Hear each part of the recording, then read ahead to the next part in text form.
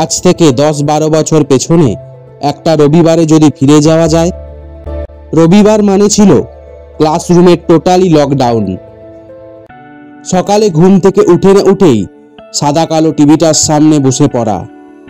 ঘড়িতে 9টা বাজা মানে টিভিতে চালু হতো নন্টে ফন্টে, ঠাকুমার ঝুলি, বিক্রম বেতালের মতো মন ভালো করা সব গল্প। মনে পড়ে নন্টে ফন্টের সেসব বাহাদুরি, কিংবা কেল্টোদার বারবার অপদস্থ হওয়ার দৃশ্য। স্যারের গুরুগম্ভীর সেই আওয়াজ যেন একটা আবেগের জন্ম দিয়েছিল। ঠাকুমার ঝুলিতে লাল পাড় সাদা শাড়ি পরা, পাওয়ার চশমা চোখে বয়স্ক ভদ্রমহিলার গল্প বলার ধরন শুনলে গায়ে কাঁটা দিত।